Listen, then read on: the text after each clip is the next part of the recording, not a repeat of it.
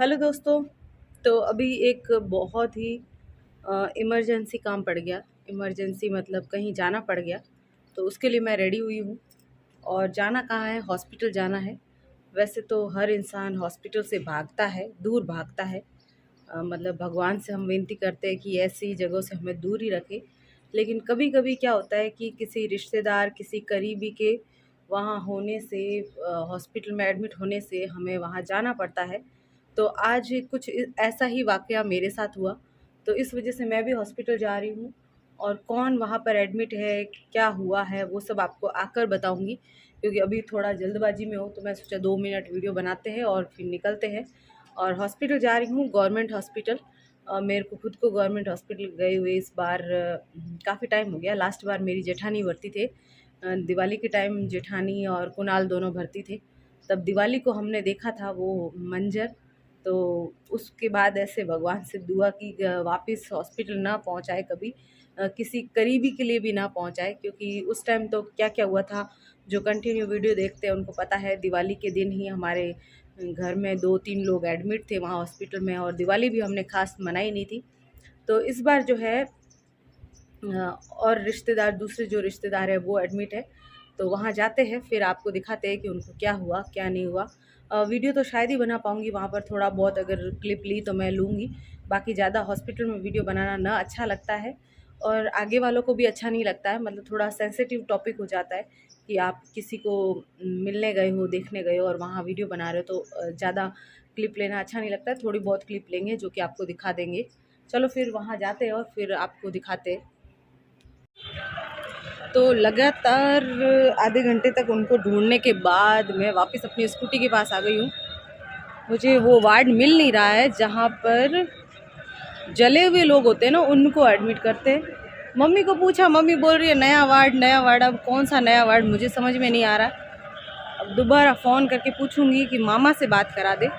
और आधे घंटे से खप रही हूँ। अब हॉस्पिटल इतना बड़ा बन गया ना, आपको समझ में नहीं आएगा कौन सा वार्ड किधर है, किधर जाना है, किधर नहीं आना है।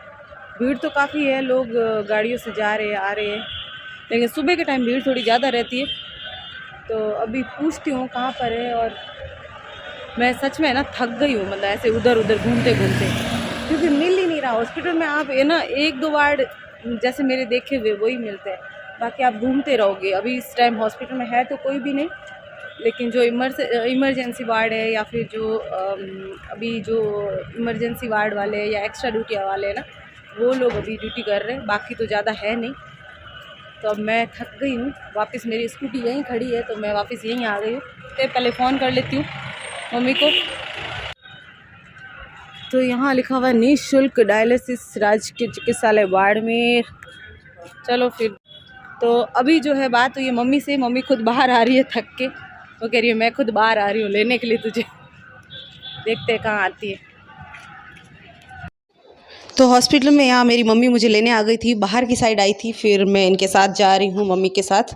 और यहाँ पर जब मैं बाहर आई ना, बहुत रो रहे थे औरतें वगैरह। कह रहे थे कि एक लड़की के इंजेक्शन लगाया, 12-13 साल की लड़की थी, उसके इंजेक्शन लगाया तो उसकी डेथ हो गई। तो हंगामा भी हो रहा था और औरतें जो है वो रो रही थी। कह रहे थे कि जिसने लगाया है वो कोई झोला छाप डॉक्टर था, उसने लगाया। ये हालत देख रहे हो आप, ये बहुत ही जले हुए करंट आया हुआ हालत है। और ये मेरी मासी है और ये मेरी मम्मी है साथ में। तो यहाँ पर 1-1.5 घंटा बैठने के बाद मैं बाहर आ गई थी। और फिर यहाँ से मुझे जाना था मार्केट।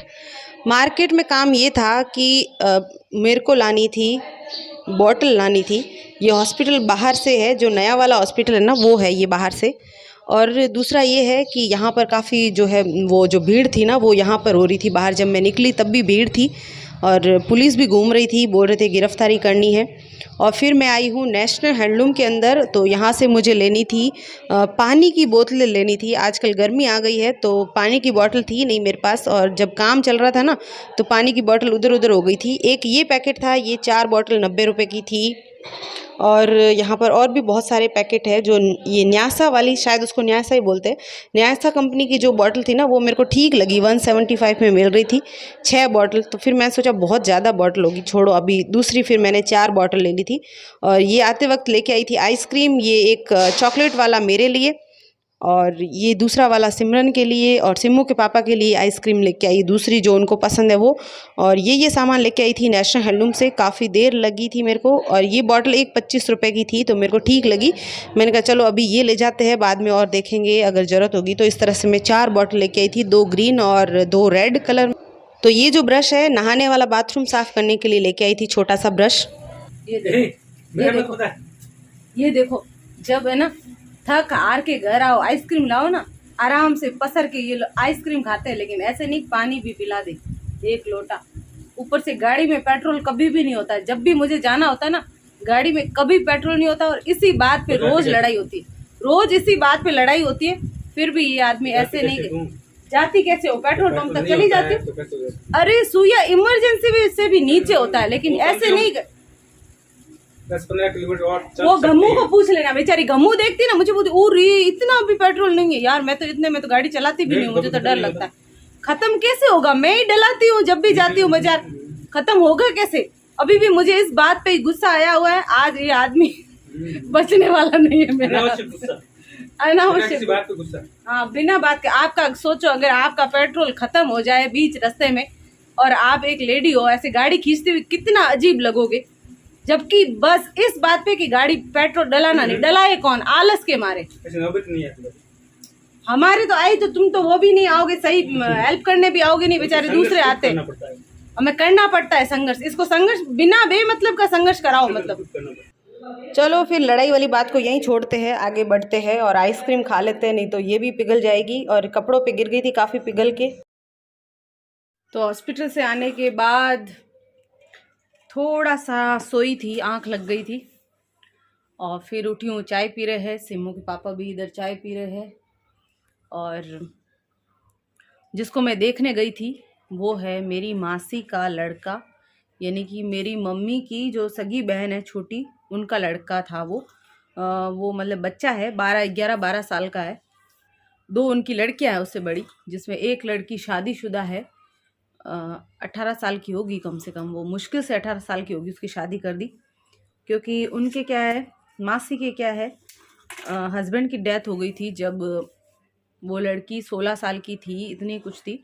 बाकी सारे बच्चे तो छोटे थे, ये लड़का छोटा, इससे एक और छोटा, 4 बच्चे मासी के, तो उससे छोटा था। तब जो है मासा जी की डेथ हो गई थी अचानक। बैठे बैठे वो ऐसे कलर करते थे ना, घरों में कलर वगैरह करते थे, किसी के कलर कर रहे थे, तो बैठे बैठे पता नहीं क्या हो गया, अचानक उनकी डेथ हो गई थी। उसके बाद जो है स्थिति बहुत ज़्यादा ख़राब हो गई, क्योंकि घर में जो कमाने वाला होता है ना, अगर उसको कुछ हो जाता है तो स्थिति बहुत ख़राब हो जाती है।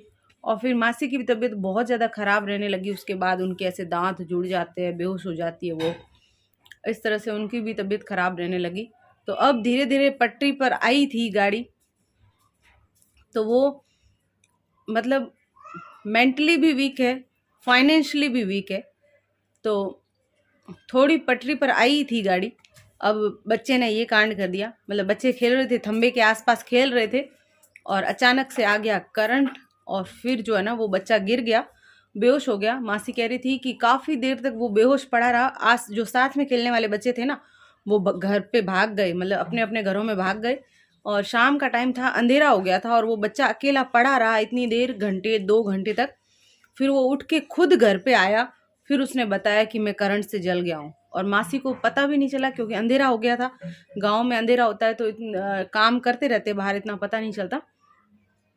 और उसके बाद जो है बच्चे को देखा तो फिर हॉस्पिटल लेके आए, फिर एक हाथ का ऑपरेशन हुआ, क्योंकि अंदर बहुत ज़्यादा जल गया, घाव हो गया था।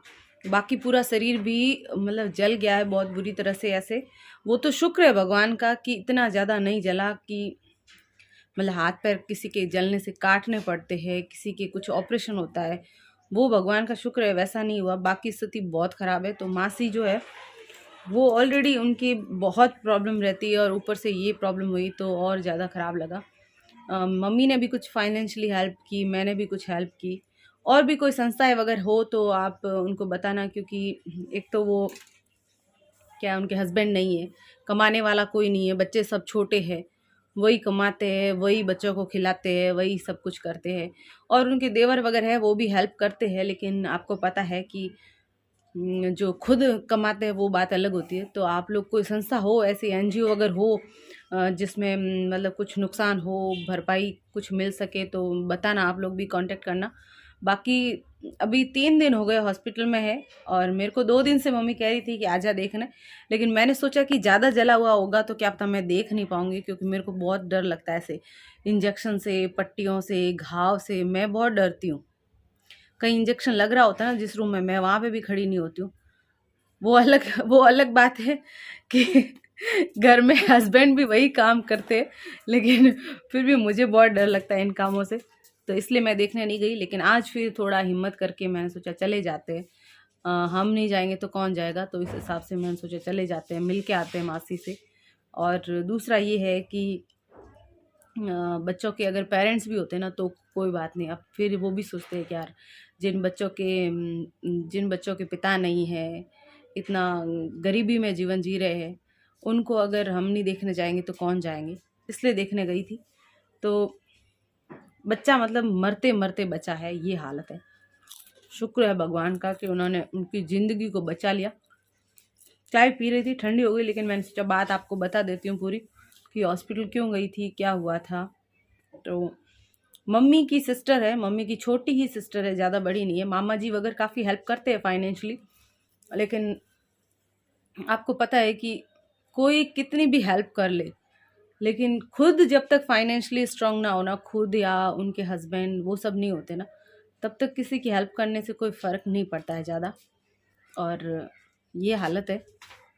तो दोस्तों व्लॉग को करते हैं एंड यहीं पर, और देखते रहिए आप। तुम्हें कुछ कहना है? तो सिम्मू के पापा तो चले नहीं, वहाँ पे सो रहे थे, तो फिर मैंने इनको उठाया नहीं। उसी वक्त आए थे ये, लगभग मैं 3:30 बजे गई हूँ, उस वक्त ही आए थे, तो फिर मैंने उठाया नहीं, मैंने कहा मैं जाके आ जाती हूँ। तो इस तरह से मैं मिल के आ गई। तो इस तरह के काम हमारे घर में रोज़ होते रहते हैं, तो मुझे कोई फ़र्क पड़ता नहीं, देखते रहते हैं, ये करते रहते हैं। जिम के शौकीन है बंदड़ा, जिम का शौकीन बंदड़ा कुछ भी करा लो, कुछ भी दे दो, लेकिन जिम के अलावा इनको कुछ नहीं नज़र आता।